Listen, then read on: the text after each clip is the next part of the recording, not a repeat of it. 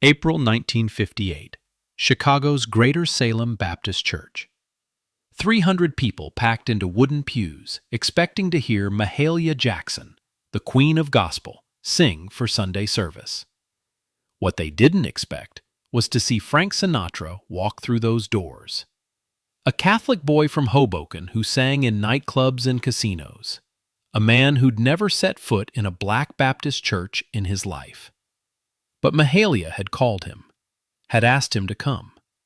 And what happened when Frank opened his mouth to sing made Mahalia Jackson, a woman who'd sung for presidents and kings, close her eyes and whisper 5 words that no one ever thought they'd hear her say about Frank Sinatra.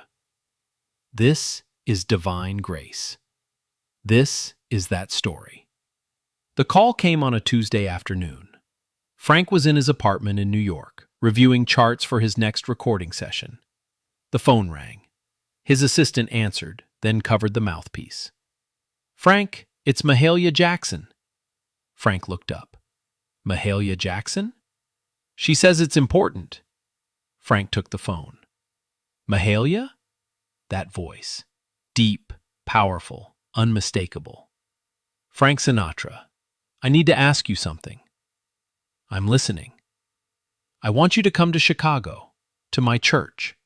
I want you to sing." Frank was quiet for a moment.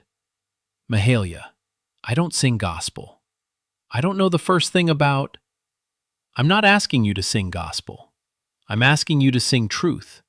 There's a difference." "I don't understand." Mahalia's voice softened. "My congregation, they've been through hell this year. We lost 12 members. Good people. A fire at the factory. Children died, Frank. Parents died. And these people, they come to church every Sunday looking for hope. Looking for something that tells them God hasn't forgotten them. I've sung everything I know. But I think they need to hear something different. Something from outside our world. Something that reminds them that pain is universal. That we're all trying to find our way back to grace." Frank lit a cigarette. "Why me?" "Because you understand loss. I've heard your recordings, in the wee small hours. One for my baby. You don't sing those songs, Frank. You live them. And right now, my people need someone who's lived loss and survived it." "Mahalia, I'm Catholic. I'm white. I sing in nightclubs. Your congregation is going to—" "My congregation is going to listen, because I'm asking them to. Will you come?" Frank exhaled smoke, thought about it. "What do you want me to sing?" "Whatever's in your heart." 2 weeks later, Frank Sinatra flew to Chicago. No press, no photographers, no entourage. Just him, alone, carrying a small overnight bag. Mahalia met him at the airport herself, driving an old Buick that had seen better days. "Thank you for coming," she said as Frank slid into the passenger seat. "I'm still not sure why I'm here." "You'll understand tomorrow." She drove him through the South Side, through neighborhoods Frank had never seen.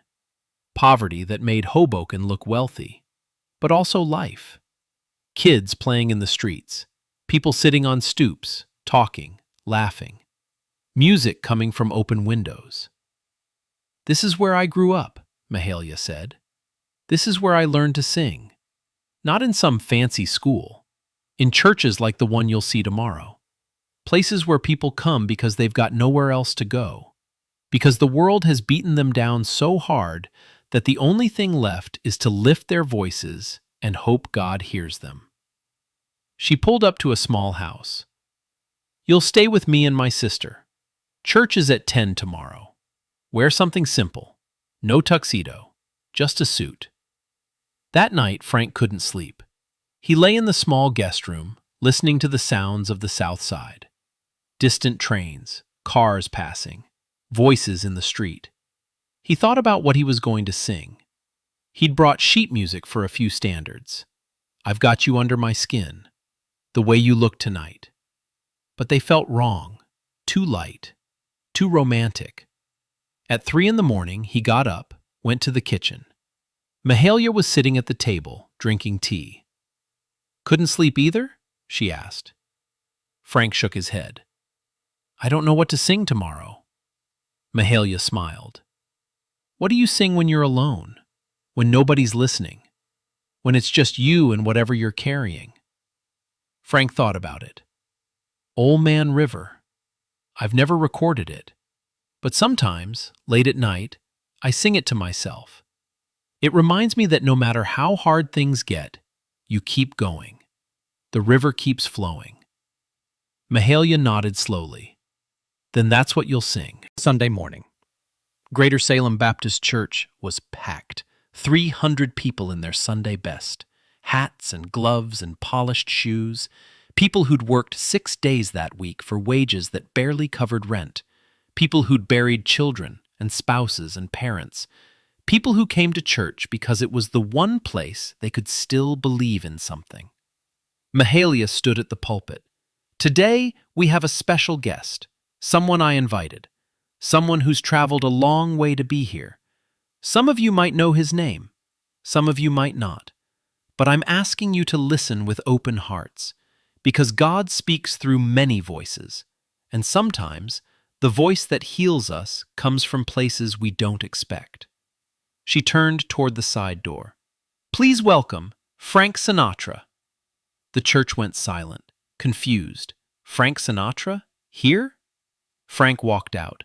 He wore a simple dark suit, white shirt, thin tie, no fedora, no sunglasses. Just a man, looking nervous, walking to the microphone. 300 pairs of eyes stared at him, some curious, some skeptical, some hostile. What was this white man doing in their church? Frank stood at the microphone, looked out at the congregation. His hands were shaking slightly.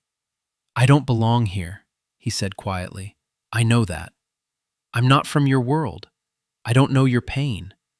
But Mahalia invited me because she thought maybe, just maybe, I could offer something. Not answers, not solutions, just understanding." He nodded to the organist, a man named Samuel who'd been playing at Greater Salem for 30 years. They'd rehearsed once, briefly that morning. Samuel began to play. Frank closed his eyes and sang. "Old Man River," but not the way it was usually sung, not the theatrical version, something quieter, deeper. He sang it like a prayer, like a conversation with God about suffering and endurance, and the impossibility of giving up even when you want to. His voice filled the church. That instrument that could sell out concert halls, that had made him millions, stripped down to its essence. No tricks, no showmanship, just truth. Tired of living and scared of dying. Some people in the congregation shifted uncomfortably. Others closed their eyes. A few wiped tears. Frank sang about working until your body breaks, about carrying loads you can't put down, about a river that keeps rolling no matter what, and you keep going too, because stopping means dying. When he reached the final verse, his voice cracked. Just slightly. The kind of imperfection that reveals the human underneath the performer. He just keeps rolling along. The last note hung in the air. Silence. Complete silence. Then Mahalia Jackson stood up from her seat in the front row, tears streaming down her face. She walked to the pulpit, stood next to Frank, and spoke. "This is divine grace." Her voice was thick with emotion. "You came here thinking you'd hear Mahalia sing, and you will. But first, you heard this man who doesn't look like us, who doesn't worship like us, who lives in a different world. But he understands the same river we're all swimming in, the river of pain, the river of loss, the river that keeps flowing whether we want it to or not." She looked at Frank. "You gave them your truth. Thank you." Then she began to sing, "Precious Lord, take my hand." Her voice, that magnificent instrument, filled every corner of the church. And Frank, still standing at the microphone, began to harmonize, quietly, respectfully, not trying to match her power, just supporting it. The congregation rose to their feet, Not because protocol demanded it, because something real was happening. Two voices from completely different worlds finding the same truth. After the service, people lined up to shake Frank's hand. An elderly woman, bent with age, held his hand in both of hers. "You sang our pain," she whispered. "Thank you." A man who'd lost his son in the factory fire. "I haven't cried since the funeral, until today." A young girl, maybe 10 years old, looked up at Frank with wide eyes. "Will you come back?" Frank knelt down to her level.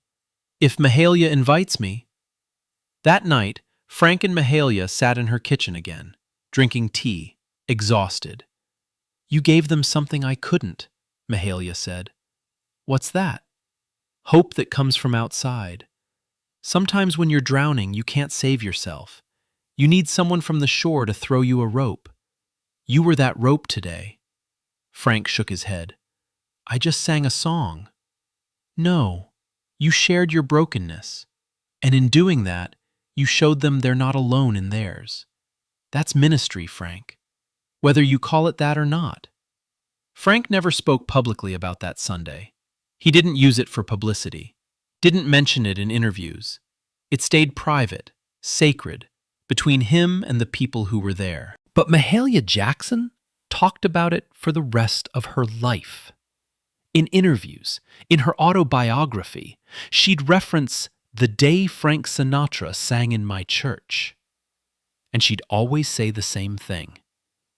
"I've heard the greatest voices in gospel music. I've sung with them, learned from them.